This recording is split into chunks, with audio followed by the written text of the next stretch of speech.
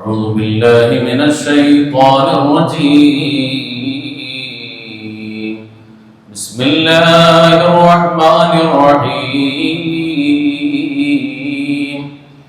يا أيها الذين آمنوا لا يسخر قوم من قوم عسى أن يكونوا خيرا منهم ولا نساء من نساء عسى أن يكن خيرا منهن ولا تلمزوا أنفسكم ولا تنابزوا بالألقاب بئس الاسم الفسوق بعد الإيمان ومن لم يتب فأولئك هم الظالمون. وقال نبينا وحبيبنا محمد صلى الله عليه وسلم ليس المؤمن بالطعان ولا اللعان ولا الفاحش ولا البذيء. അല്ലാഹുവിന്റെ പ്രിയപ്പെട്ട അടിമകളെ, സഹോദരങ്ങളെ, സർവശക്തനായ അല്ലാഹു സുബ്ഹാനഹു വ തആല നമ്മുടെ സംഗമത്തെ, ഈ ദിവസത്തെ ഒരുമിച്ച് കൂടുതൽ ഇബാദത്തിനൊക്കെ സ്വീകരിക്കുമാറാകട്ടെ. മഖ്ബൂലും മർദിയുമായ ജീവിതം നിർവഹിക്കുവാൻ അല്ലാഹു നമുക്ക് തൗഫീഖ് നൽകുമാറാകട്ടെ. ഇന്നേ വരെ സംഭവിച്ചു പോയ ചെറുതും വലുതുമായ മുഴുവൻ തെറ്റുകുറ്റങ്ങളെയും വീഴ്ചകളെയും അല്ലാഹു റബ്ബുൽ ആലമീൻ അവന്റെ ഫضل കൊണ്ട് പുറത്തു മാപ്പാക്കി തരുമാറാകട്ടെ. ശേഷിക്കുന്ന നമ്മുടെ ജീവിതം പരിപൂർണമായും റബ്ബിനെ തഅത്ത് ചെയ്ത് ജീവിക്കാൻ അല്ലാഹു അവസരം തരട്ടെ. നമ്മെ വിട്ടുപിരിഞ്ഞു പോയ നമ്മുടെ മാതാപിതാക്കൾ, ഭാര്യ, സന്താനങ്ങൾ, വേണ്ടപ്പെട്ടവർ, നമ്മുടെ പള്ളിയുടെ ചുറ്റാകെയും പരിസരങ്ങളിലൊക്കെ വിശ്രമം കൊള്ളുന്ന മുഴുവൻ ആ ഖബറാളികൾക്കും അല്ലാഹു സ്വർഗീയ ആനന്ദം നൽകി അനുഗ്രഹിക്കട്ടെ. അവരെയും നമ്മയും എല്ലാവരെയും നാളെ ജന്നാത്തുൽ ഫിർദൗസിൽ ഹബീബുനാ ശഫീഉനാ റസൂലുള്ളാഹി സ്വല്ലല്ലാഹു അലൈഹി വസല്ലമ തങ്ങളോടൊപ്പം അല്ലാഹു റബ്ബുൽ ആലമീൻ ഒരുമിച്ച് കൂട്ടി അനുഗ്രഹിക്കുമാറാകട്ടെ. പ്രിയപ്പെട്ട മുഅ്മിനീങ്ങളെ, സഹോദരങ്ങളെ, അംഗസംഖ്യയിൽ വളരെയധികം മുന്നിലാണെങ്കിലും ശരി, മുസ്ലിം സമുദായത്തെ സംബന്ധിച്ചിടത്തോളം ആനുകാലിക ലോകത്ത് എല്ലാ അർത്ഥത്തിലും വളരെയധികം അവഗണനയും പീഡനങ്ങളും ഒറ്റപ്പെടുത്തലും അനുഭവിച്ചു കൊണ്ടിരിക്കുകയാണ്. നമ്മേക്കാൾ അംഗസംഖ്യയിൽ എത്രയോ താഴെ നിൽക്കുന്ന ആളുകൾക്ക് കിട്ടുന്ന പരിഗണന പോലും പലപ്പോഴും സാമൂഹികമായി പല വിഷയത്തിലും നമുക്ക് ലഭിക്കുന്നില്ല എന്നത് നമുക്കിടയിലെ അടക്കം പറച്ചിലല്ല ഉറച്ചു തന്നെ നമ്മൾ സംസാരിച്ചു കൊണ്ടിരിക്കുന്ന ഒരു വിഷയമാണ്.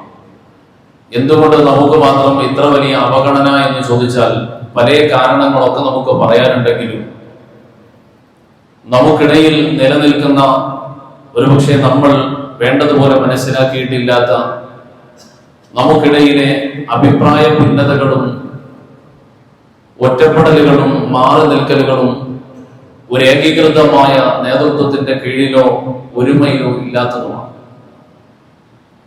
വളരെ ന്യൂനപക്ഷം വരുന്ന നമ്മെക്കാലം എത്രയോ താഴെ 9%, 10% മാത്രം അംഗസംഖ്യയിലുള്ള ആളുകൾക്ക് പോലും അവരുടെ ഒരു പ്രതിസന്ധി ഘട്ടത്തിൽ അവരുടെ എന്തെങ്കിലും തലയെടുപ്പുള്ള ഒരു നേതൃത്വം, ഒരാവശ്യം, ഒരു പ്രഖ്യാപനം നടത്തിയാൽ നാടിന്റെ പരമാധികാരി അല്ലെങ്കിൽ രാജ്യത്തിന്റെ ഉന്നത അധികാരികൾ പോലും പ്രത്യേക ദൂതരെ അവരുടെ അരമനകളിലേക്ക്, ആസ്ഥാനങ്ങളിലേക്ക് അയച്ചുകൊണ്ട് അവരുടെ പ്രശ്നം എന്താണെന്ന് കേൾക്കാനും പഠിക്കാനും ആളെ ഏർപ്പെടുന്നു.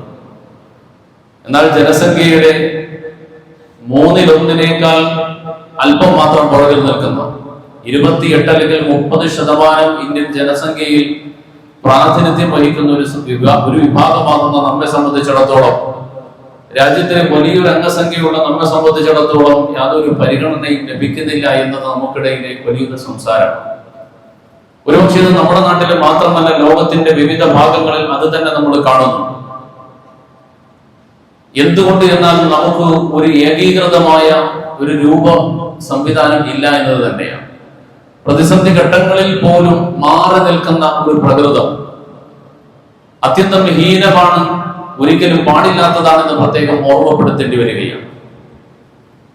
നമ്മുടെ പൗരത്വം, ഈ നാട്ടിൽ നമ്മൾ ഇന്ത്യൻ പൗരനാണോ അല്ലയോ എന്നതിൽ ഭരണകൂട തീരുമാനമെടുക്കും എന്ന് പറഞ്ഞ ഘട്ടത്തിൽ അതിനെതിരെ സംഘടിച്ച സമരരംഗങ്ങളിൽ നിന്ന് പോലും താൽക്കാലികമായ ലാഭങ്ങൾ പറഞ്ഞിട്ട് മാറിയ ആളുകളുണ്ട്. ഈ വഖഫിന്റെ സങ്കീർണമായ വഖഫിന്റെ പ്രതിസന്ധിയിലും ഇതുപോലെ അക്രമികളായ ഭരണകൂടത്തിന്റെ വാക്കുകൾ കേട്ടുകൊണ്ട് മാറുന്ന ആളുകളുണ്ട്. അവരെയൊക്കെ പ്രേരിപ്പിക്കുന്നത് ഇതിനേക്കാളും അപ്പുറം, ദീനിനേക്കാളും അപ്പുറം തങ്ങളുടെ മനസ്സുകളെ സ്വാധീനിച്ചു പോയ ചില ഹീനമായ വിശ്വാസ ചിന്തകളാണ്. ഒരുപക്ഷെ അതിൽ അവരെ പ്രേരിപ്പിക്കുന്ന ചില ചെറിയ ചെറിയ കാര്യങ്ങളും കാരണങ്ങളും ഉണ്ടാവുകയും ചെയ്യാം.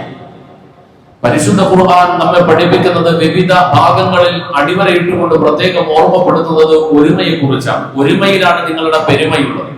ഒരുമയാണ് ഏറ്റവും വലിയ ശക്തിയുടെ കേന്ദ്രം. ഏത് പ്രതിസന്ധി ഘട്ടങ്ങളിലും നിങ്ങൾ ഒരുമയോടെ നിൽക്കണം, നിങ്ങൾക്കിടയിൽ ഭിന്നത വരാതെ നിങ്ങൾ നോക്കണം എന്നാണ് പരിശുദ്ധ ഖുർആൻ നമ്മെ പഠിപ്പിക്കുന്നത്. യാ അയ്യുഹല്ലദീന ആമനൂ അത്തിഉല്ലാഹ വഅത്തിഉർ റസൂൽ വഉലിൽ അംരി മിൻകും വലാ തനാസഉ ഫതഫ്ശലൂ വതദ്ഹബ റീഉകും വലാ തനാസഉ ഫതഫ്ശലൂ വതദ്ഹബ റീഉകും. നിങ്ങൾ ഭിന്നിക്കരുത്. നിങ്ങൾ ഭിന്നിച്ചു പോയാൽ നിങ്ങളുടെ കാറ്റ് പോകും. നിങ്ങൾ കഥയില്ലാത്ത ധൂളികളെ പോലെ ആയി പോകും. അതുകൊണ്ട് നിങ്ങൾ ഭിന്നിക്കരുത്. നിങ്ങൾ ഒരുമിച്ച് നിൽക്കണം. നിങ്ങൾക്കിടയിലുള്ള ചെറിയ ചെറിയ പ്രശ്നങ്ങൾ നിങ്ങൾ വിട്ടുവീഴ്ച ചെയ്തുകൊണ്ട് അടിസ്ഥാന വിഷയങ്ങൾ വരുമ്പോൾ അതിനെങ്കിലും നിങ്ങൾ ഒന്നായി മാറണം. അല്ലാഹുവിന്റെ റസൂൽ നബിയുനാ മുഹമ്മദ് റസൂലുള്ളാഹി സ്വല്ലല്ലാഹു അലൈഹി വസല്ലം തങ്ങൾ പറഞ്ഞു, അൽ മുഅ്മിനു ലിൽ മുഅ്മിൻ കൽ ബുനിയാൻ യശുദ്ദു ബഅദുഹു ബഅദാ യശുദ്ദു ബഅദുഹു ബഅദാ. ആദരവായ റസൂലുള്ളാഹി തന്റെ കൈവിരലുകൾ വശബ്ബക അസാബിഅഹു, തന്റെ കൈവിരലുകളെ കോർത്തുകൊണ്ട് പറഞ്ഞു, ഇതുപോലെയാകണം മുസ്ലിമീങ്ങൾ, ഇതുപോലെയാകണം, ചേർന്ന് നിൽക്കണം. അവരുടെ പ്രതിസന്ധി ഘട്ടങ്ങൾ ഏത് വന്നാലും അവിടെ അവർ ഭിന്നിച്ചു പോകാതെ ഒരുമിച്ച് നിൽക്കണം. ഏകോദര സഹോദരങ്ങളെ പോലെ നിൽക്കണം. ഒരു കെട്ടിടം പോലെയാണ്. ആ കെട്ടിടത്തിന്റെ ഒരു ഭാഗത്തിന്റെ ബലക്ഷയം ഉണ്ടായാൽ ആ ഭാഗമല്ലേ എന്ന് കരുതി ബാക്കി ഭാഗങ്ങൾക്ക് മൗനമാകുവാൻ, മിണ്ടാതിരിക്കുവാൻ, സമാധാനിക്കുവാൻ അവസരമില്ല. അവരും അതിനെ ബലപ്പെടുത്തുവാൻ എന്താണോ വേണ്ടത് അതിന് അവരവരുടെ ഭാഗതയിൽ കൂടണം, അവരുടെ പങ്കാളിത്തം നൽകണം. അങ്ങനെ ആ ഭാഗത്തിനെ ശക്തിപ്പെടുത്തിയാലല്ലാതെ ആ കെട്ടിടം ബലവത്തായി നിലനിൽക്കുകയില്ല. ഒരു മുസ്ലിമിനെ സംബന്ധിച്ചിടത്തോളം അവൻ ഏത് ഭാഗത്ത് ജീവിക്കുന്നവനായാലും അവർക്ക് എന്തെങ്കിലും ഒരു ബുദ്ധിമുട്ട് വന്നാൽ അവരെ സഹായിക്കുവാനും അവരുടെ വിഷമതകളിൽ പങ്കാളിയാകാനും മറ്റുള്ള വിശ്വാസികൾ തയ്യാറാകണം എന്നാണ് നബിയുനാ റസൂലുള്ളാഹി പഠിപ്പിച്ചതിന്റെ സാരം. അൽ മുസ്ലിമു ലിൽ മുസ്ലിമി കൽ മുഅ്മിനു ലിൽ മുഅ്മിനി കൽ ബുനിയാൻ. ഒരു കെട്ടിടം പോലെ പരസ്പരം ചേർന്ന് നിൽക്കുന്ന, ഒരുമയോടെ നിൽക്കുന്ന ഒരു സ്വഭാവമായിരിക്കണം മുസ്ലിമീങ്ങൾക്ക് ഉമ്മത്തിനുണ്ടാകേണ്ടത്. ദൗർഭാഗ്യവശാൽ പല കാരണങ്ങൾ പറഞ്ഞുകൊണ്ട് ഉമ്മത്തിന് ഭിന്നതയിലാണ്. നിസാരമായ പല വിഷയങ്ങളും പറഞ്ഞുകൊണ്ട് ഈ ഉമ്മത്ത് നിസാരമായ കാരണങ്ങളുടെ പേര് ഭിന്നിച്ചു നിൽക്കുമ്പോ ഏറ്റവും സങ്കീർണമായ, ഏറ്റവും ഭയാനകമായ, ക്രൂരമായ നിയമങ്ങൾ പടച്ചെടുക്കുന്നതിന് പോലും നാടിന്റെ ഭരണകൂടത്തിന് സഹായകമാകുന്നത് മുസ്ലിം ഉമ്മത്തിന്റെ ഇടയിലുള്ള ചെറിയ തോതിലുള്ള ഭിന്നതകളായിരുന്നു എന്നറിയുമ്പോ എന്റെ പ്രിയമുള്ള സഹോദരങ്ങളെ, ആ ഭിന്നതയുടെ വിഷയങ്ങൾ ഇഴകേറിക്കൊണ്ട് നമ്മൾ മനസ്സിലാക്കണം. പരിശുദ്ധ ദീനുൽ ഇസ്ലാം വിലക്കിയതായ അള്ളാഹുവിന്റെ ദീൻ ഏറ്റവും വലിയ പാതകങ്ങളിൽ ഒന്നായി എണ്ണിയിട്ടുള്ള പരിശുദ്ധ ദീൻ ഒരിക്കലും തന്നെ പ്രോത്സാഹിപ്പിക്കരുത് എന്ന് പറഞ്ഞ വലിയ തെറ്റുകൾ, തിന്മകൾ ഇന്നും മുസ്ലിം ഉമ്മത്തിന്റെ ഇടയിൽ വേരോട്ടമുണ്ട് എന്നതിന്റെ അടയാളമാണ്. പലപ്പോഴും സംഘപരിവാർ ഭരണകൂടത്തിന്റെ മുസ്ലിം സമൂഹത്തിനെ ഭിന്നിപ്പിക്കുവാൻ, ലോകതലത്തിൽ ഇസ്ലാമിന്റെ ശത്രുക്കൾക്ക് മുസ്ലിമീങ്ങൾക്കിടയിലേക്ക് കടന്നു വരുവാൻ കഴിവുള്ള സൗകര്യങ്ങൾ ഉണ്ടാകുന്നത് ഈ ഉമ്മത്തിനിടയിൽ ഇസ്ലാം നിരാകരിച്ച, ഇസ്ലാം വിലക്കിയ ചില ചിന്താഗതികൾ, മനോഭാവങ്ങൾ നിലനിൽക്കുന്നത് കൊണ്ടാണ്. അത് ഏറ്റവും പ്രധാനപ്പെട്ടതാണ്. പരിശുദ്ധ ദീനുൽ ഇസ്ലാം അടിവരയിട്ടുകൊണ്ട് നിരാകരിച്ച് പറഞ്ഞ ദീനുൽ ഇസ്ലാമിന്റെ കടന്നുവരവിൽ എല്ലാ അർത്ഥത്തിലും ജനങ്ങൾ ഒരുമിച്ച് കൂടാൻ കാരണമായ ഹീനമായ ജാതി ചിന്തയെ പിഴുതെറിഞ്ഞുകൊണ്ടുള്ള, തൂത്തെറിഞ്ഞുകൊണ്ടുള്ള പരിശുദ്ധ ഇസ്ലാമിന്റെ കടന്നുവരവ്, ആ ഇസ്ലാമിന്റെ വരവിൽ എല്ലാ വിഭാഗം ആളുകളും പരിശുദ്ധ ദീനിലേക്ക് കടന്നു വന്നു.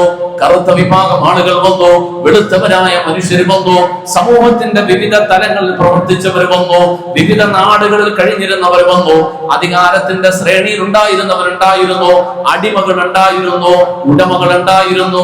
എല്ലാ ആളുകളും ആരെല്ലാം വന്നാലും ശരി, അവരെല്ലാവരും കലിമത്തു ഷഹാദ പറഞ്ഞു കഴിഞ്ഞാൽ അശ്ഹദു അല്ലാ ഇലാഹ ഇല്ലല്ലാഹ് വ അശ്ഹദു അന്ന മുഹമ്മദർ റസൂലുള്ളാഹ്, പരിശുദ്ധ ദീനിലേക്ക് പ്രവേശിച്ചു കഴിഞ്ഞാൽ അവന് നിർബന്ധമാകുന്ന പ്രകടമായ ഇബാദത്തുകളിൽ, ആരാധന കർമ്മങ്ങളിൽ ആദ്യത്തേത് നമസ്കാരമാണെന്ന് പരിശുദ്ധ ദീൻ.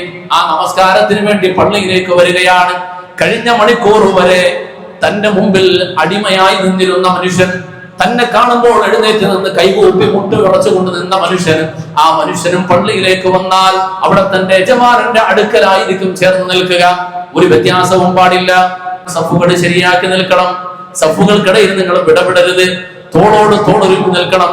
പൂറ്റിക്കാലുകൾ ചേർത്ത് വെച്ച് നിൽക്കണം. ഇടയിൽ വിടവുണ്ടാകാതെ നിങ്ങൾ ചേർന്ന് നിൽക്കണമെന്ന് പറഞ്ഞത് അവിടെ അടിമയ്ക്കും ഉടമയ്ക്കും വ്യത്യാസമില്ല. ഒരു തരത്തിലുമുള്ള വിഭാഗീയതയില്ല.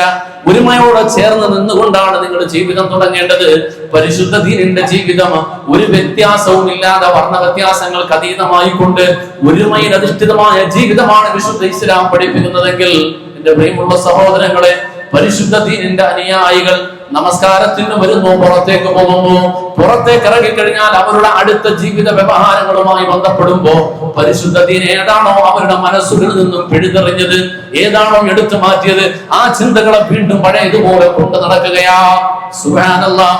വഖഫിന്റെ നിയമം നടപ്പിലാക്കുവാൻ, സംഘപരിവാർ ഭരണകൂടം പാർലമെന്റിൽ അവർക്ക് വേണ്ടി പിന്തുണ നൽകുവാൻ മുസ്ലിം സമുദായത്തിന്റെ പേരുകാരായ ആളുകളും അവരെ പിന്തുണ നൽകിയതായി അവർക്ക് പറയാൻ കഴിഞ്ഞത് പസ്മാന്ത മുസ്ലിം എന്ന് പറയുന്ന പസ്മാന്ത മുസ്ലിംസ് എന്ന വലിയൊരു വിഭാഗത്തിന് തന്നെ എണ്ണപ്പെട്ടിരിക്കുന്നു. നമ്മൾ ഒരു പക്ഷേ നമുക്കിടയിൽ ഇത്രത്തോളം അതിന് ശക്തിയുണ്ടോ എന്ന് നമ്മൾ ആലോചിക്കുകയാകും. ഇല്ല, തീർച്ചയായിട്ടും ഉണ്ട്. നമുക്കിടയിൽ അത്രത്തോളം അതിന് വേരോട്ടമുണ്ട്. എന്നാൽ പരിശുദ്ധ ദീൻ അതിനെ അങ്ങേയറ്റം നിരാകരിക്കുകയാണ്. ആ ചിന്തയുള്ളവൻ മുസ്ലിം ആകാൻ പോലും പ്രയാസമാ. പരിശുദ്ധ ദീനിന്റെ ഏറ്റവും പ്രധാനപ്പെട്ട ഒരു ഭാഗം ഉഹൂവത്താണ്. ആ ഉഹൂവത്തിന് ഏറ്റവും വലിയ തടസ്സമുള്ള കാര്യമാണ് അങ്ങനെയുള്ള ഒരു ചിന്ത. ദീനിലേക്ക് പ്രവേശിച്ചു കഴിഞ്ഞാൽ കഴിഞ്ഞു, പിന്നെ ഇവിടെ യാതൊരു വ്യത്യാസവുമില്ല, ഒരു വ്യത്യാസവുമില്ല. നമ്മളൊന്ന് ആലോചിച്ച് നോക്കണം. ആ ജനത നൂറ്റാണ്ടുകൾ പിന്നിടുന്നതിനനുസരിച്ച് അവർ കടന്നുപോയ ഭാഗങ്ങളിൽ, പല ഭാഗങ്ങളിൽ അവരിൽ ചിലർക്ക് അല്ലാഹു കൊടുത്ത നിഅമത്തുകൾ, ആ നിഅമത്തുകളിലൂടെ അവർക്ക് ലഭിച്ച സൗഭാഗ്യങ്ങൾ അതിന്റെ പേരിൽ ഒരല്പം നേരെയായി, ഒരല്പ സൗകര്യങ്ങൾ കൂടുതൽ കിട്ടി. ചില ആളുകൾ അല്പം കുറഞ്ഞു പോയി, സൗകര്യത്തിലും സാമ്പത്തികത്തിലും അല്പം പിന്നോക്കമായി പോയി. അങ്ങനെയുള്ള ആളുകൾ പല അർത്ഥത്തിലും സമൂഹത്തിന്റെ മുഖ്യധാരയിൽ നിന്നും മാറിപ്പോയി, പുറത്തുപോയി. അവരെ പൂർണ്ണമായി വീണ്ടും പുറത്തേക്കാക്കുന്ന നടപടികൾ മുസ്ലിങ്ങളിൽ ചിലർക്ക് പോലും അതുണ്ടായെങ്കിൽ അത് ഈ ഉമ്മത്തിനെ കൊണ്ടെത്തിച്ചത് ഏറ്റവും വലിയ അപകടത്തിലേക്കാണ്. നമ്മുടെ നാടുകളിൽ ഉമ്മത്തിനെ ഏകീകൃതമായി നിലനിർത്തുവാൻ പരിശ്രമിക്കുന്ന സാമൂഹിക സ്ഥാപനങ്ങളിൽ പ്രധാനപ്പെട്ട ഇടങ്ങളാണ് മഹല്ലത്തുകൾ, പള്ളികൾ, മഹല്ലത്തുകൾ. നമ്മൾക്കറിയാലോ നമ്മുടെയൊക്കെ മഹല്ലത്തുകളുടെ അവസ്ഥ എന്താണ്? ഒരു മഹല്ലിന്റെ അല്ല. നാട്ടിലുള്ള മുസ്ലിം ഉമ്മത്തിന്റെ മഹല്ലത്തുകളിൽ 50% മഹല്ലത്തുകളും കേസും വഴക്കും പരാധീനതകളും പ്രശ്നങ്ങളും അടിപിടി അക്രമങ്ങളുമാണ്. ഓരോ ജുമുഅ കഴിഞ്ഞാൽ പള്ളിയുടെ മുറ്റത്ത് അടിയും പിടിയും അക്രമങ്ങളുമാണ്. എന്തായിരിക്കും അതിന്റെ മൂല കാരണം? പറയാൻ ഒരുപാട് കാരണങ്ങൾ ഉണ്ടാകും. എന്നാൽ ആ കാരണത്തിന്റെ ഇഴകീറി ചെന്ന് നോക്കിയാൽ, ആ ഇഴകീറി ചെല്ലുമ്പോൾ ചെല്ലുന്ന കാരണം എന്താണെന്ന് അറിയൂ? മറുഭാഗത്ത് പ്രതിസ്ഥാനത്ത് താൻ നിർത്തുന്നയാള്, അല്ലെങ്കിൽ താൻ ഉൾക്കൊള്ളാതെ എതിർക്കുന്നയാള് കുടുംബപരമായി തന്റെ മനസ്സുകൊണ്ട് തനിക്ക് ഉൾക്കൊള്ളാൻ പറ്റാത്ത ഒരാളാണ് എന്ന ചിന്തയിൽ നിന്നുമാണ്. ഇന്നയാള് ആ സ്ഥാനത്തിരിക്കുന്നയാള്, അയാളെ ഞാൻ ഉൾക്കൊള്ളുന്നില്ല, ഇതാണ് അതിന്റെ കാരണം. പറയാൻ ഒരുപാട് കാരണം ഉണ്ടാകും, പക്ഷെ ഉൾക്കൊള്ളാൻ തയ്യാറല്ല എന്നിടത്തു നിന്നുമാണ് ഒരു കാര്യവും അംഗീകരിക്കില്ല എന്ന് വന്നത്. ആദരവായ റസൂലുള്ളാഹി സ്വല്ലല്ലാഹു അലൈഹി വസല്ലം തങ്ങൾ അരുൾ ചെയ്തു, വഇൻകുമിറ അലൈക്കും അബ്ദുൽ ഹബ്ശി. നിങ്ങൾ ഒരു നേതൃത്വത്തെ തിരഞ്ഞെടുക്കുമ്പോൾ തിരഞ്ഞെടുക്കുന്നതിന് ഒരുപാട് മാനദണ്ഡങ്ങളുണ്ട്. നമ്മുടെ നാട്ടിൽ ജനാധിപത്യ രീതിയാണ്. ജനാധിപത്യ രീതിയുടെ കുറവുകൾ ഒരുപാടുണ്ട്. ജനാധിപത്യത്തിൽ ഒരു ഭാഗത്ത് ഒരുപാട് നന്മകളൊക്കെ പറയുമ്പോഴും സത്യത്തിൽ അതിന് ഒരുപാട് കുറവുകളുമുണ്ട്. ചരിത്രം നിങ്ങളൊന്ന് വരഞ്ഞു നോക്കിക്കഴിഞ്ഞാൽ, ചരിത്രം പരിശോധിച്ചു കഴിഞ്ഞാൽ, തഖ്വയുള്ള, പടച്ചിറപ്പിനെ ഭയപ്പെടുന്ന, നല്ല ധീരതയുള്ള ഏക നേതൃത്വങ്ങൾ ശക്തമായ നിലപാടുകളിലൂടെ മുമ്പോട്ട് പോയ കാലത്താണ് ചരിത്രത്തിൽ ഇടം നേടിയ അത്ഭുത വികാസങ്ങളൊക്കെയും ലോകത്ത് സാധ്യമായി. കൂട്ടമായി പോയിടങ്ങളിൽ വളരെ കുറവാണ്. എന്തുകൊണ്ടെന്ന് പറഞ്ഞാൽ അവർക്കൊന്നും ചെയ്യാൻ കഴിയില്ല എന്നർത്ഥം, ഒന്നിനും അനുവദിക്കപ്പെടില്ല എന്നർത്ഥം. എന്നാൽ ശക്തരായ ആളുകൾ ധീരമായിട്ട് പല കാര്യങ്ങളും നടപ്പിലാക്കി മുമ്പോട്ട് പോകും. മഹാനായ ഷഹീദ് ടിപ്പു സുൽത്താൻ, ഔറംഗസീബ്, ആലംഗീർ തുടങ്ങി മുമ്പോട്ട് പോകുന്ന ചരിത്രത്തിന്റെ ഓരോ ചരിത്ര ഭാഗങ്ങളും നമ്മൾ പരിശോധിച്ചു കഴിഞ്ഞാൽ ലോക ചരിത്രത്തിന് ഇടം നേടിയ പല നവോത്ഥാനങ്ങളും കാഴ്ചവെച്ചത് ധീരരായ പല നേതാക്കളുമായിരുന്നു.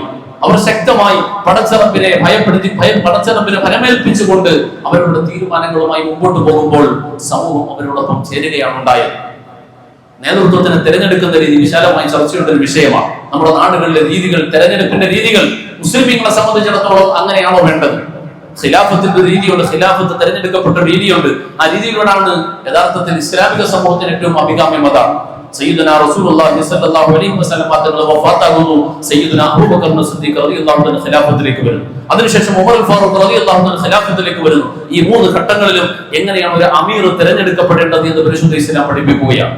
അത് കഴിഞ്ഞ് പിന്നീട് വന്നത് മറ്റൊരു രീതിയിലേക്ക് പോയി. 4 ഖലീഫമാരുടെ കാലം കഴിഞ്ഞു, രാജഭരണത്തിന്റെ കാലത്തിലേക്കാണ് പിന്നെ മാറിയത്. പിന്നെയാണ് നമ്മുടെ സമൂഹത്തിലേക്ക് പരിചിതമായ രീതികളൊക്കെ വന്നത്. അത് ഏതുമാകട്ടെ റസൂലുള്ളാഹി സ്വല്ലല്ലാഹു അലൈഹി വസല്ലം തങ്ങൾ പറഞ്ഞു വൈ ഉമിറ അലൈക്കും അബ്ദുൽ ഹബശി അബ്ദുൽ ഹബശി കാന റഅസുഹു സബീബ ഉണക്ക മുന്തിരിയുടെ കോലത്തിലുള്ള തലയാണുള്ളത്.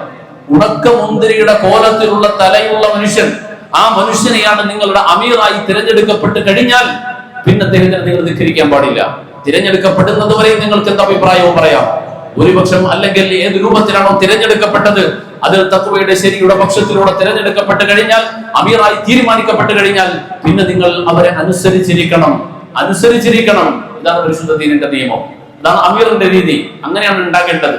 എന്നാൽ പലപ്പോഴും നമ്മുടെ നാടുകൾ, മഹല്ലുകൾ, പള്ളികൾ, സ്ഥാപനങ്ങൾ, സംഘടനകൾ, ട്രസ്റ്റുകൾ, ഇവിടെ ഒക്കെയുള്ള ഭിന്നതകളുടെ പാഠം നമ്മൾ പഠിച്ചു കഴിഞ്ഞാൽ നമ്മൾ ചെന്നെത്തുന്നത് ഒരുപക്ഷെ കുടുംബപരമായി അംഗീകരിക്കാൻ കഴിയില്ല എന്നുള്ള സ്ഥലത്ത് നിന്നാണ് വരിക. എന്താണ് ഈ കുടുംബം? എന്താണ് കുടുംബം? നമ്മുടെ സമൂഹത്തിൽ കുടുംബം എന്ന് പറഞ്ഞുകൊണ്ട് പലരും വലിയ കുടുംബത്തിന്റെ മഹിമ പറയാറുണ്ട്, കുടുംബത്തിന്റെ മേന്മ പറയാറുണ്ട്. എന്താണ് കുടുംബം? നമ്മുടെ നാട്ടിൽ വിവാഹത്തിന് ഇണകളെ തിരഞ്ഞെടുക്കുമ്പോൾ കുടുംബത്തിൽ പറഞ്ഞ ആളാകണമെന്ന് ആഗ്രഹിക്കാറുണ്ട്. എന്താണ് കുടുംബം? നമ്മുടെ സമൂഹത്തിൽ കുടുംബം എന്ന് പറഞ്ഞാൽ നല്ല സാമ്പത്തിക ശേഷിയുള്ളവരാണ്, നല്ല ഉദ്യോഗമുള്ളവരാണ്, സമൂഹത്തിൽ വലിയ തലയും വിലയും നിലയെടുപ്പുള്ള ആളുകളാണ്. പരിശുദ്ധതയിൽ കുടുംബം എന്ന് പറഞ്ഞാൽ അതുകൊണ്ട് പഠിപ്പിക്കുന്നത് ഇൽമുള്ളവരാണ്, തഖ്വയുള്ളവരാണ്, ഭയഭക്തിയുള്ളവരാണ്, പടച്ചവനെ ഭയപ്പെട്ട് ജീവിക്കുന്നവരാണ്, സൂക്ഷ്മതയുള്ളവരാണെന്നാണ് പഠിപ്പിച്ചത്. വിവാഹത്തിന് ഇണകളെ തെരഞ്ഞെടുക്കുമ്പോൾ കുഫു എന്നൊരു കാര്യം പറഞ്ഞിട്ടുണ്ട്. ഈ കുഫു എന്ന് പറഞ്ഞു കഴിഞ്ഞാൽ ചില ജോലികൾ, ആ ജോലികൾക്ക് ഒരു പ്രത്യേക സ്വഭാവ രീതി മനുഷ്യനുണ്ടാക്കാൻ കഴിയും. ചില ജോലികൾ ചെയ്യുന്നവർക്ക്, ചില കാര്യങ്ങളുമായി കൂടുതലായി നിരന്തരം ഇടപെടുന്ന ആളുകൾക്ക് അതുമായി ബന്ധപ്പെട്ട ചില സ്വഭാവങ്ങൾ അവരിൽ പ്രകടമാകും. അപ്പൊ അതിന് നേരെ വിരുദ്ധമായി നിൽക്കുന്ന ഒരു ജോലി, ആ ജോലി ചെയ്യുന്ന രണ്ട് വിഭാഗം ആളുകൾ, ഇവർ രണ്ടുപേരും തമ്മിൽ കൊണ്ട് സ്വഭാവം കൊണ്ട്, പെരുമാറ്റം കൊണ്ട് യോജിക്കൂല. അതുകൊണ്ട് അക്കാര്യങ്ങളെ ശ്രദ്ധിക്കുന്നത് നല്ലതാണ്.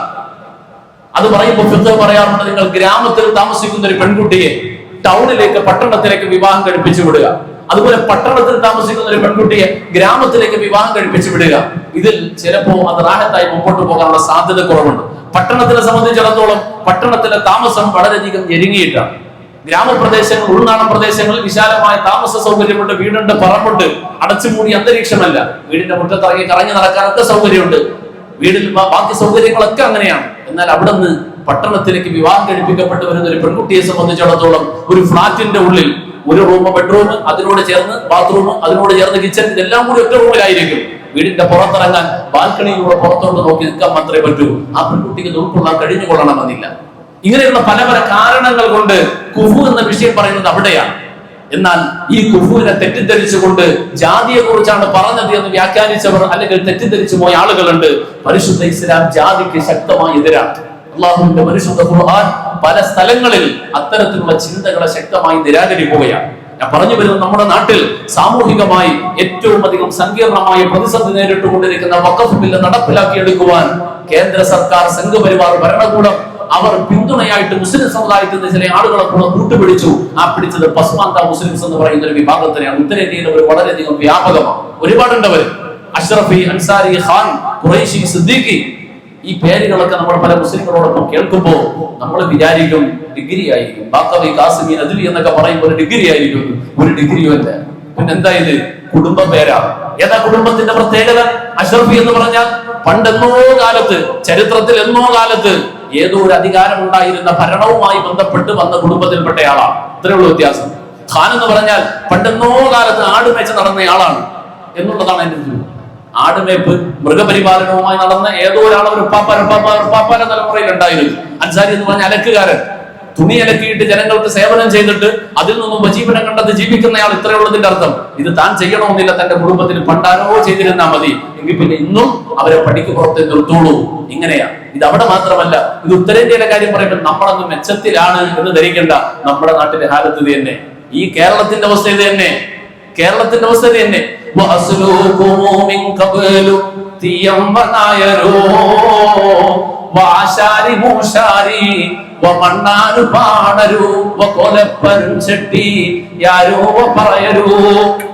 ഇന്ത്യയുടെ സ്വാതന്ത്ര്യ സമരത്തിന്റെ മുന്നണി പോരാളിയായ മഹാനായ സയ്യിദ്ന ഉമറുൽ ഖാദി റളിയല്ലാഹു തആല അൻഹു തന്റെ മുമ്പിലേക്ക് എത്തി യാചനയുമായിട്ട് വന്ന സ്ത്രീയോട് പറഞ്ഞതാണ്.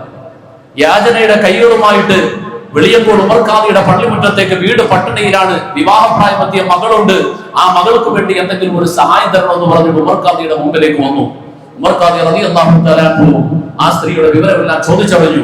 ചോദിക്കുമ്പോൾ ആ സ്ത്രീയുടെ കുടുംബം വളരെ ദാരിദ്ര്യത്തിലാണ്, വിഷമത്തിലാണ്. ആ സ്ത്രീയുടെ മകളെ വിവാഹം കഴിപ്പിച്ചു വിടണം, ശരിയാണ്. മറുക്കാതെ പറഞ്ഞു, പിന്നെ വാ, ഇന്ന ദിവസം വാ. അടുത്ത ദിവസം വരുന്നതിനിടയിൽ തന്റെ പള്ളിയിൽ നമസ്കാരത്തിന് വരുന്ന, തനിക്ക് പരിചയമുള്ള, നല്ല ദീനീബോധമുള്ള, നല്ല ധീരരായ, പണിയെടുക്കുന്ന, കുടുംബം പോറ്റുവാൻ ധൈര്യമുള്ള ചെറുപ്പക്കാരായ പലരെയും മനസ്സിൽ കണ്ടു. അതിൽ കടപ്പുറത്ത് പണിക്ക് പോകുന്ന, മത്സ്യബന്ധനത്തിന് പോകുന്ന ഒരു ചെറുപ്പക്കാരൻ, തഖ്വയുള്ള ഒരു ചെറുപ്പക്കാരൻ. ആ ചെറുപ്പക്കാരൻ വിവാഹം അന്വേഷിച്ച് നടക്കുക. അപ്പൊ ഉമർ ഖാദി റളിയല്ലാഹു തആല അൻഹു ആ ചെറുപ്പക്കാരനോട് ചോദിച്ചു, വിവാഹം ആലോചിക്കണല്ലേ? അതെ.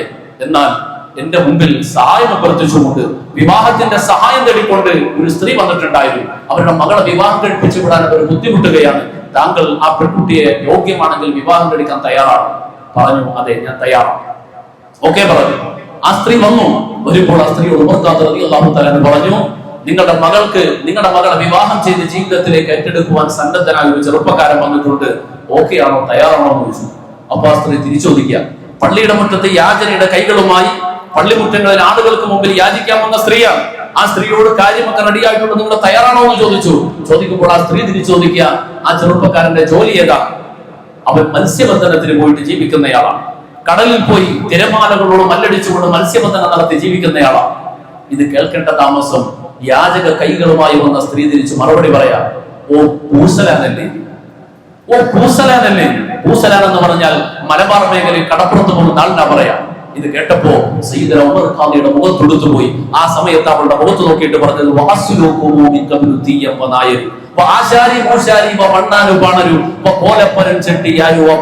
എന്ത് മഹത്വം നമുക്ക് പറയാനുള്ളത്. നിങ്ങളുടെയൊക്കെ വാപ്പമാരുടെ പരമ്പര ഒന്ന് പരിശോധിച്ചു നോക്കി, നമ്മുടെയൊക്കെ പിതാക്കന്മാരുടെ പരമ്പര ഒന്ന് പരിശോധിച്ചു നോക്കിയാൽ ഈ നാട്ടിലെ പറയനും പുറയനും ചെമ്മാനും ചെരുപ്പ് കുത്തിയുമായിരുന്നു എന്നുള്ള കാര്യം ഒരാൾക്ക് നിഷേധിക്കാൻ കഴിയില്ല. ആരാ തങ്ങന്മാരും പെട്ടത്?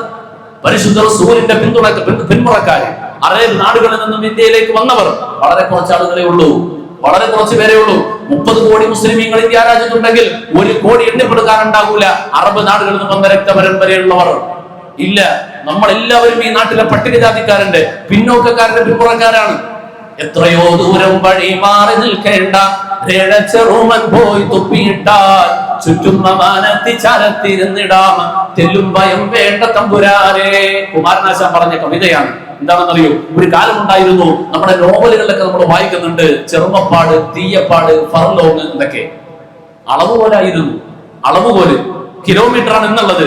അന്ന് അളക്കാൻ വേണ്ടി ഉപയോഗിച്ചിരുന്നത് ഫർലോങ്ങും തീയപ്പാടും ചെറുമപ്പാടും മൈലും ഒക്കെ ആയിരുന്നു. അതിന്റെ അളവ് നമ്മൾ പഠിച്ചു കഴിഞ്ഞാൽ ചെറുമ സമുദായത്തിൽപ്പെട്ട ഒരാള് സവർണ തമ്പുരാനെ കണ്ടു കഴിഞ്ഞാൽ അകന്ന് നടക്കേണ്ട ദൂരത്തിനാണ് ചെറുമപ്പാട് എന്ന് പറയാം. 2 ചെറുമപ്പാട് ചേരുമ്പോൾ തീയപ്പാടാവും. തീയ സമുദായത്തിൽപ്പെട്ടവൻ സവർണനെ കണ്ടാൽ അകന്ന് നടക്കേണ്ട ദൂരപരിധിയാണ്. 3 തീയപ്പാട് ചേർന്നാൽ ഒരു ഫർലോങ്ങായി എന്നാണ്. അപ്പൊ ഇങ്ങനെ ജാതി പറഞ്ഞിട്ട് അളവ് പോലും തീരുമാനിക്കപ്പെട്ടിരുന്ന ക്രൂരമായ ജാതി വ്യവസ്ഥ നിലനിന്നിരുന്ന സമൂഹത്തിലാണ് പരിശുദ്ധ ദീനുൽ ഇസ്ലാമിന്റെ കടന്നുവരവ്. ആ ഇസ്ലാമിന്റെ വരവ് കാണുമ്പോൾ ഒരു വ്യത്യാസവുമില്ല. ഒരുമയോടെ തോളിരുമ്പ് നിൽക്കുന്ന മുസ്ലിമീങ്ങളെ കണ്ടപ്പോഴാണ് അടിമകളെ പോലെ ജീവിക്കേണ്ടി വന്ന ഈ നാട്ടിലുള്ള സാധാരണക്കാരായ മണ്ണിന്റെ മക്കൾ പരിശുദ്ധ ദീനിലേക്ക് കടന്നു വന്നത്. അങ്ങനെയാണ് ഒരു ഇസ്ലാമിലേക്ക് വന്നത്. സംഘപരിവാറിന്റെ മുസ്ലിമീങ്ങളോടുള്ള ശത്രുതയും ഇത് മാത്രമാണ്.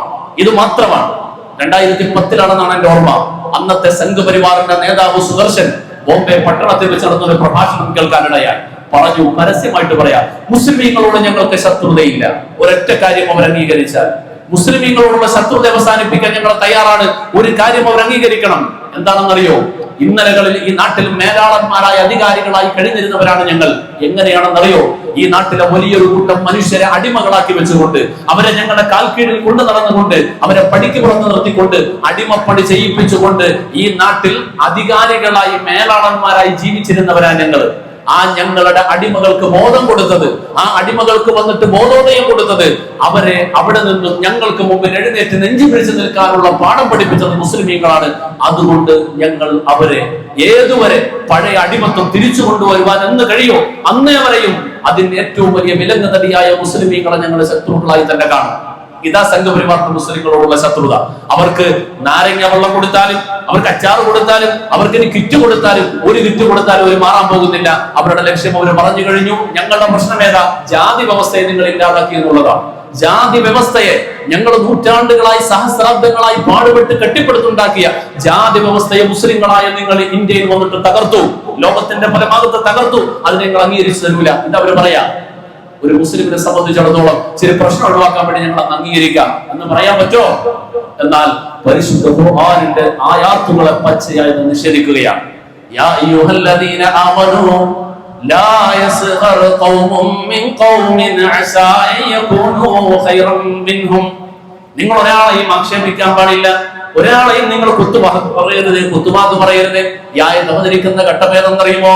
അള്ളാഹുവിന്റെ റസൂലിന്റെ മദീനത്തെ പള്ളിയിൽ നസീഹത്ത് ശ്രവിക്കാൻ വേണ്ടി പല ആളുകളും ഇങ്ങനെ കടന്നു വരും. അങ്ങനെ വരുന്ന കൂട്ടത്തിൽ അതാ ഖൈസ് ബിൻ സാബിത്ത് എന്നൊരു സ്വഹാബി വരും. അദ്ദേഹം കുറച്ച് ദീനിയായ അറിവ് കുറഞ്ഞ ആളായിരുന്നു. ആ മനുഷ്യൻ ഒരു ദിവസം വരുമ്പോൾ താമസിച്ചു പോയി, ഒരു റക്അത്ത് പിന്തിപ്പോയി, പുറകിലായി പോയി. നമസ്കാരം കഴിഞ്ഞ ഹബീബായ മുഹമ്മദ് റസൂലുള്ളാഹ് നസീഹത്ത് തുടങ്ങേണ്ട താമസം മുമ്പിലിരിക്കുന്ന ആളുകൾക്കിടയിലേക്ക് എത്തുന്നതിന് വേണ്ടി ഓരോ ആളുകളെയും തലശിരസുകൾ വകഭേദിച്ചുകൊണ്ടതിനിടയിലൂടെ ഭേദിച്ചുകൊണ്ട് മുമ്പോട്ട് നടന്നു പോകാൻ തപസ്സഹു എന്ന് പറഞ്ഞ് മുമ്പോട്ട് പോയി. ചില ആളുകൾ അങ്ങനെയുണ്ട്. ഇത് പാടില്ലാത്തതാ. സാന്ദർഭികമായി ഞാൻ ഓർമ്മപ്പെടുത്തുക, പള്ളി വിലക്കിട്ടെടുക്കല്, ഖബർസ്ഥാൻ വിലക്കിട്ടെടുക്കല് ഇത് പാടില്ലാത്ത കാര്യമാണ്. പാടില്ലാത്ത കാര്യമാണ്. റസൂലുള്ളാഹി സ്വല്ലല്ലാഹു അലൈഹി വസല്ലം തന്നെ ഖൈസ് ബിൻ സാബിത്ത് വരുമ്പോൾ താമസിച്ചു പോയി, പുറകിലായി പോയി. അദ്ദേഹത്തിന് മുമ്പിൽ വരണം, നബി തങ്ങൾ ഏറ്റവും മുമ്പിൽ വന്നിരിക്കണം, അത് ആഗ്രഹം. അതിന്റെ മുമ്പിൽ വന്നിരിക്കാൻ നോക്കുമ്പോൾ ഒരുപാട് ആളുകൾ ഇരിക്കുക. തഫസ്സഹു എന്ന് പറഞ്ഞ് ഇങ്ങനെ ഇടയിലൂടെ പോയി നീങ്ങി മുമ്പിലെത്തി. അവസാനം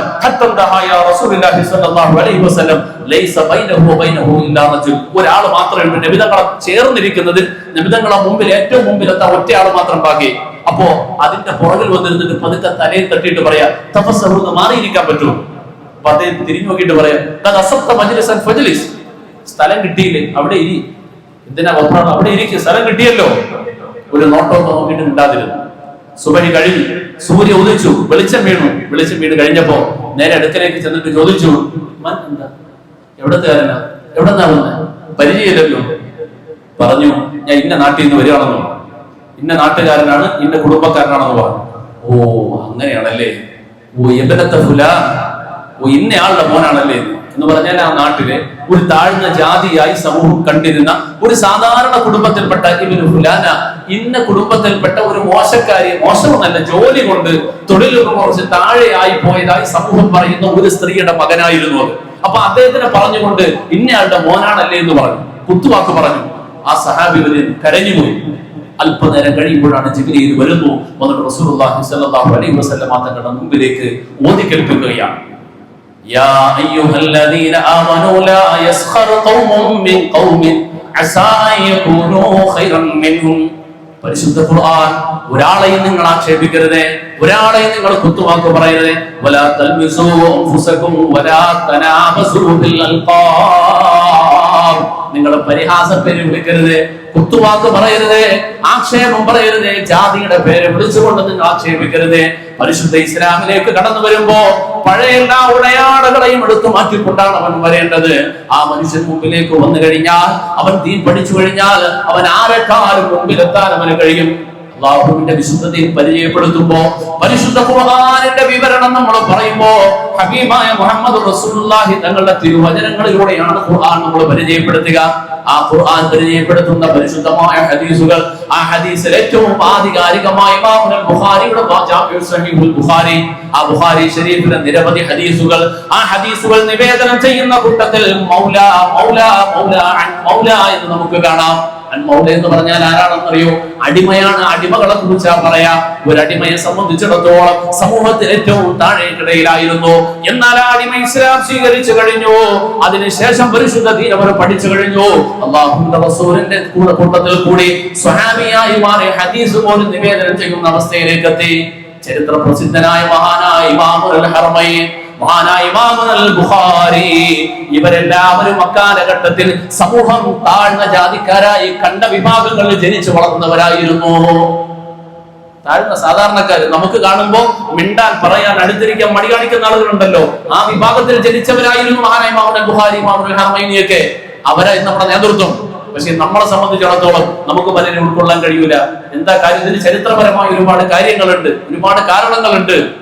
പഴയ കാലത്ത് ഇസ്ലാമിലേക്ക് വന്നവരിൽ നായർ സമുദായം ഉണ്ടായിരുന്നു, ബ്രാഹ്മണന്മാരുണ്ടായിരുന്നു, പട്ടികജാതിക്കാരുണ്ടായിരുന്നു, എല്ലാവരും ഉണ്ടായിരുന്നു. ചിലരൊക്കെ കുടുംബങ്ങളോടെ വന്നു. അങ്ങനെ കുടുംബങ്ങളോടെ വന്നവർ, മുസ്ലിം ഭരണകാലഘട്ടത്തിൽ കുടുംബങ്ങളൊക്കെ വന്നവർ, അവർ ആ പഴയ അരമനയിൽ, ആ മനയിൽ, ആ തറവാടിൽ, കുടുംബത്തിൽ അങ്ങനെ തന്നെ ജീവിച്ചു പോകും. വിശ്വാസം കൊണ്ട് പള്ളിയിൽ വരും, ദീനിന്റെ കാര്യങ്ങളൊക്കെ ചെയ്യുമെങ്കിലും കൾച്ചർ കൊണ്ട് അവർ കാത്തു സൂക്ഷിച്ചു വന്നിരുന്ന പലതും ഇവിടെ അവർ തയ്യാറായി. അതിൽപ്പെട്ടതായിരുന്നു അവരുടെ മനകളിലേക്ക് അപ്പുറത്ത് അല്ലെങ്കിൽ കുറച്ചപ്പുറത്ത് താമസിക്കുന്ന സാധാരണക്കാരായ ചില തൊഴിലുകൾ ചെയ്യുന്ന ആളുകൾ വന്നാൽ അവരുമായിട്ടുള്ള സമീപനം, അതിന് ചില രീതികൾ ഉണ്ടായിരുന്നു. അത് വിട്ടുകൊടുക്കാൻ തയ്യാറായില്ല. ഒരു പള്ളിയിൽ ഈ കേരളത്തിലെ നമ്മുടെ നാടിനോട് ചേർന്ന ഒരു പള്ളി മുസ്ലിം സമുദായത്തിന് ഒരു വിഭാഗം ആളുകൾക്ക് ജമാഅത്ത് അംഗത്വം കൊടുക്കുന്നില്ല. അംഗത്വം കൊടുക്കാതെ വന്നപ്പോൾ അവരെല്ലാവരും കരഞ്ഞുകൊണ്ടുപോയി പുതുതായി തുടങ്ങിയ ഒരു മഹല്ലത്ത് കൊല്ലം ജില്ലയിലാണ്. ഒരു പള്ളിക്കാരും അംഗത്വം കൊടുക്കാത്തതുകൊണ്ട് ഒരു ജോലി ചെയ്യുന്ന ആളുകൾ മുടിവെട്ടുന്ന പണി.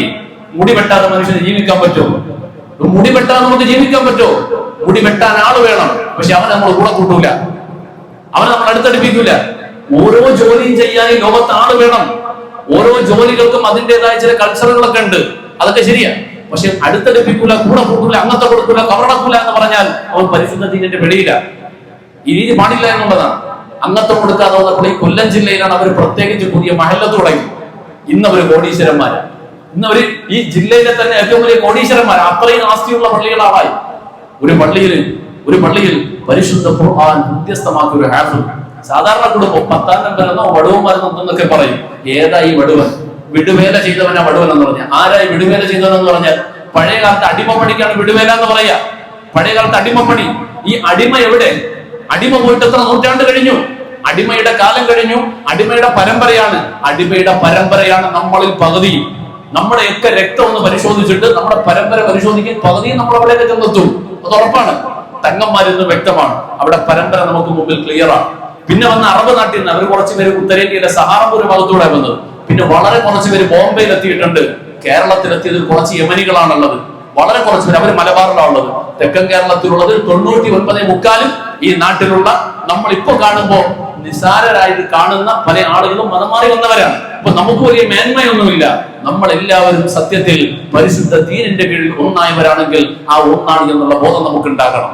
വഖഫ് ബില്ല് നടപ്പിലാക്കുവാൻ സംഘപരിവാര ശക്തികൾ ആയുധമാക്കിയത് മുസ്ലിം സമുദായത്തിനിടയിലുള്ള ജാതി പറഞ്ഞുള്ള ഭിന്നിപ്പാണെങ്കിൽ നിങ്ങൾക്ക് അവർ പരിഗണന എന്നതിലേക്ക് ഞങ്ങൾ നിങ്ങൾക്ക് പരിഗണന തരാമെന്ന് പറഞ്ഞ് പിടിച്ചു കയറ്റുമ്പോൾ അങ്ങനെ പിടിച്ചു കയറ്റുവാൻ ഒരു വിഭാഗത്തിന് നാം പഠിക്ക് പുറത്തു നിർത്തിയെങ്കിൽ അതിന്റെ അനന്തരഫലം ഒരു നാട് മാത്രമല്ല രാജ്യം മുഴുവൻ അനുഭവിക്കുകയാണ്.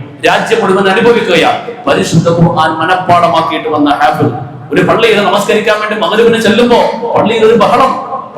എന്താ കാര്യം? ഇമാമത്ത് നിൽക്കുവാൻ വേണ്ടി പള്ളിയുടെ മെഹ്റാബിലേക്ക് കയറി നിന്ന, ഇമാമത്ത് നിൽക്കാൻ വേണ്ടി നിന്ന ഒരു മുതഅല്ലിമിനെ പുറകിൽ നിന്ന് വന്ന സാധാരണക്കാരനോട് പിടിച്ച് പുറകിലോട്ട് നിർത്തുക. ഇവന്റെയൊക്കെ പുറകിൽ നിസ്കരിക്കാൻ പറ്റുമോ? ഈ നാട്ടിൽ തെക്കൻ കേരളത്തിൽ മുസ്ലിം സമുദായം തിങ്ങിപ്പാർക്കുന്ന ഒരു പ്രദേശം. പടച്ചോൻ ആ നാട്ടിന് കൊടുത്ത അലാപെന്നറിയോ? കേരളത്തിൽ ഏറ്റവും കൂടുതൽ മാനസിക രോഗികളുള്ള നാടവിടെ. ഏറ്റവും കൂടുതൽ മാനസിക രോഗികൾ ഓരോ വീട്ടിലും ഓരോ കുടുംബത്തിലും ഒരു മാനസിക രോഗി വെച്ചെന്ന കൊടുത്തൊരു നാടാണത്. ആ നാട്ടിൽ ഒരു മുതഅല്ലിം, ഈ പറയപ്പെട്ട സാധാരണ ഒരു കുടുംബത്തിൽപ്പെട്ട ആളാ. അവിടെ നിന്ന് പഠിക്കാൻ പോയി, ഖുർആൻ പഠിച്ചു, ഹാഫിളായി, ആലിമായി നാട്ടിൽ വന്നു. മഗ്‌രിബ് നിസ്കരിക്കാൻ പള്ളിയിലെത്തുമ്പോ ഇമാമത്ത് നിൽക്കാൻ ആരുമില്ല. മോദി സാഹിബ് ഇങ്ങനെ 4 ഭാഗത്ത് നോക്കി ആരാ നിസ്കരിക്കാൻ പറ്റിയ ആരുമില്ല. അപ്പോ കണ്ടതിൽ വേഷം കൊണ്ടും അറിവ് കൊണ്ടും തമ്മിൽ ഭേദപ്പെട്ട ആളാണെന്ന് പറഞ്ഞ് നിൽക്കാവെന്ന് ചോദിച്ചു. അദ്ദേഹം കയറി നിൽക്കുന്നു. ഇഖാമത്ത് കഴിഞ്ഞു. നിൽക്കാൻ വേണ്ടിയിട്ട് കൈകെട്ടാൻ സമയം ഒരു സാധാരണക്കാരൻ പുറകിൽ നിന്ന് പിടിച്ചിട്ട് പുറകിലോട്ടാക്കുകയാണ്. അവൻ വലിയ മുസ്ലിം ആവുന്നു. എന്റെ പ്രിയമുള്ള സഹോദരങ്ങളെ, എത്രമാത്രം ഹീനമായ ചിന്തയാണ് മനസ്സിൽ കൊണ്ടുനടക്കുക. ഏതാ ദീനിന്റെ നേതൃത്വത്തിന്റെ ക്വാളിറ്റി? ഇതാണോ ദീനിന്റെ മാതൃക? പരിശുദ്ധമായ ദീനിന്റെ പള്ളികൾ ഖബർസ്ഥാൻ മതിൽ കെട്ടി തിരിച്ചിട്ട് ഇതിന് ഇപ്പുറം 10-ാം നമ്പറുകാർ, അതിനപ്പുറം ഇന്ന ആളുകൾ. എവിടെ ഈ നമ്പർ?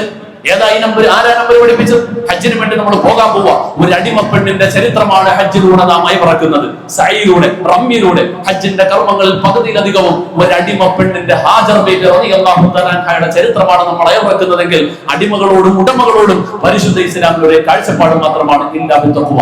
ലാ ഫദല ലി അറബിയ്യിൻ അലാ അജമിയ്യിൻ വലാ ലി അബിയദ അലാ അസ്വദ വലാ ലി അസ്വദ അലാ അബിയദ ഇല്ലാ ബിത്തഖ്വ. കറുത്തവനെ വെളുത്തവനേക്കാൾ, വെളുത്തവനെ കറുത്തവനേക്കാൾ ഒരു മേന്മയുമില്ല. പരിശുദ്ധ ഇസ്ലാമിൽ മേന്മയുടെ മാനദണ്ഡം ഒന്ന് മാത്രം, തഖ്വ മാത്രമാണ്, ഭയഭക്തി മാത്രമാണ്, സൂക്ഷ്മത മാത്രമാണ്, പടച്ചവനെ ഭയപ്പെടൽ മാത്രമാണെങ്കിൽ നാം ഓരോരുത്തരുടെയും ജീവിതത്തിൽ നാം അറിയാതെ നമുക്കിടയിൽ വേരോടിപ്പോയ ജാതി ചിന്ത പരിശുദ്ധ ഇസ്ലാം ഏറ്റവും അധികം പാതകമായിട്ട് പഠിപ്പിച്ച, ഏറ്റവും അധികം സൂക്ഷിക്കേണ്ട വിഷയമായിട്ട് പഠിപ്പിച്ച ഒരു കാര്യമാണ്. മഹാനായ ബിലാൽ റളിയല്ലാഹു തആല അൻഹുവിനോട് യബ്ന സൗദ, കറുത്തവന്റെ മോളെ എന്ന് പറഞ്ഞപ്പോൾ അവസാനം മക്കത്തെ പള്ളിയുടെ പരിസരത്ത് മണൽപ്പരപ്പിൽ, ചുട്ടുപൊള്ളുന്ന മണൽപ്പരപ്പിൽ തന്റെ കവിൾത്തളം ചേർത്ത് വെച്ചിട്ട് പറഞ്ഞു, യാ ബിലാൽ, നിന്റെ കറുത്ത കാൽപാദം കൊണ്ട് എന്റെ മുഖത്തൊന്ന് ചവിട്ടണം. ആഖിറത്തിൽ ഈ ശരീരവുമായിട്ട് വരുമ്പോൾ എനിക്ക് മനസ്സാവ് പറയാൻ കഴിയില്ല. ഒറ്റ കാര്യമാ ചെയ്തു പോയത്. യബ്ന സൗദ, കറുത്തവന്റെ മോനെ എന്ന് ഒരാളെ വിളിച്ചത് മാത്രമാ, ബിലാൽ നബി റളിയല്ലാഹു അൻഹു വിളിച്ചത് മാത്രമാ. ഈ വിവരം കരഞ്ഞുകൊണ്ട് ഹബീബായ റസൂലിന്റെ മുമ്പിലേക്ക് ചെന്ന് പറയുമ്പോൾ അവിടുന്ന് മഹാനായ അബൂദർ തങ്ങൾ വിളിച്ചിട്ട് പറഞ്ഞു, യാ അബാദർ, ഇന്നക കംറുൻ ഫീക ജാഹിലിയ, നീ സഹാബിയായി ഇസ്ലാമിലേക്ക് വന്നു, ഇപ്പോഴും നിന്റെ ജഹാലത്ത് പോയിട്ടില്ലല്ലേ? ഇപ്പോഴും നിന്റെ ജഹാലത്ത് അന്ധത പോയിട്ടില്ലല്ലേ? നിന്റെ വിശ്വാസം എവിടെ?